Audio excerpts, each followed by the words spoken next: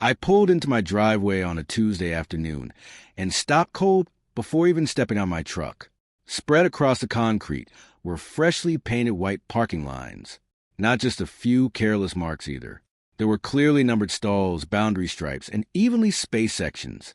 Someone had actually entered my property with paint, stencils, and equipment and turned my private driveway into something that looked like a public parking lot. I didn't raise my voice. I didn't march over to a neighbor's house. I didn't even reach for my phone.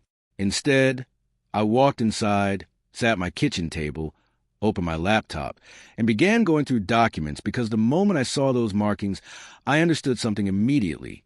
The HOA had just made a very costly mistake. 2 weeks later, 6 vehicles owned by board members were being lifted onto flatbed tow trucks while I sat on my porch, quietly drinking coffee and watching everything unfold. My home sits at the end of a cul-de-sac, and the lot is shaped a little differently from the others in the neighborhood.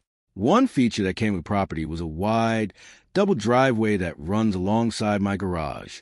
Most of my neighbors didn't have that kind of space. Apparently, the HOA board had noticed as well. At the time, the board was led by a woman named Diane.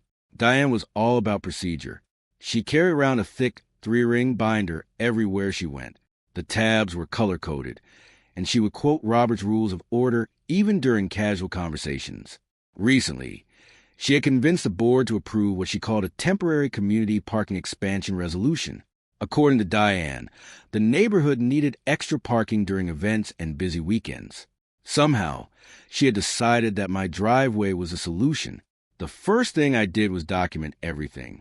I took photos of every painted line, every numbered stall, every stencil, every inch of the unauthorized work. After that, I pulled out my copy of the CC and RS and read them carefully from start to finish. Section 4, paragraph 2 immediately stood out. The wording was clear and direct. The association has no authority to restrict, alter, encumber, or use any portion of a homeowner's private property without the owner's explicit written consent.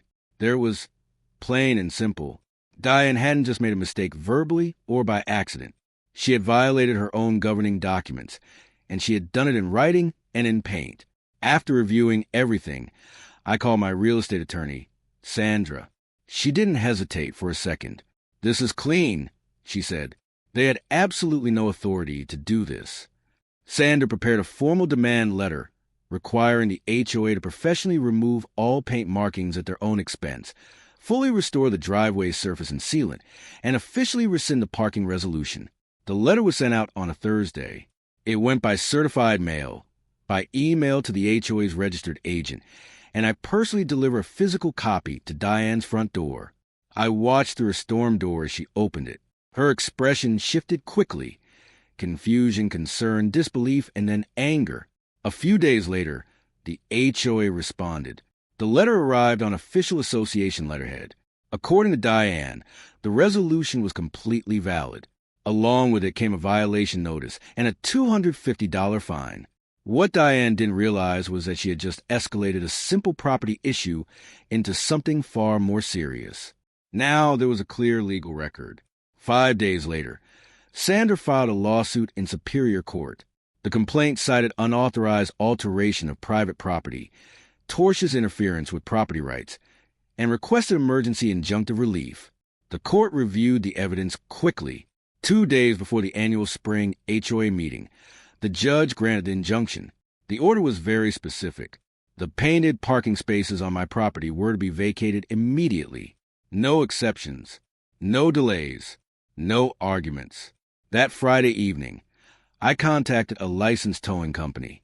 I explained the situation in full, showed them the court order, and provided copies of my property records. Then I spent the rest of the evening printing warning signs and laminating every single one. Saturday morning, exactly at 9 o'clock, I placed those signs all around my driveway. They were impossible to miss. At 12:47 p.m., the first vehicle parked in one of the painted spaces. Shortly after, another car arrived and another. By early afternoon, 6 cars were sitting on my property. At 1:05 p.m., I called the towing company. At 1:22 p.m., the first flatbed truck entered the neighborhood. The operators worked efficiently. By 2:15 p.m., all 6 vehicles were gone. Every single one of them. I sat on my porch with a cup of coffee, watching it happen. I wasn't celebrating or mocking anyone. I was simply observing the consequences of a decision that should never have been made. The HOA meeting later that day was, by all accounts, unforgettable. Several residents described it as complete chaos. Diane didn't show up. During the meeting, the board officially rescinded the temporary parking expansion resolution.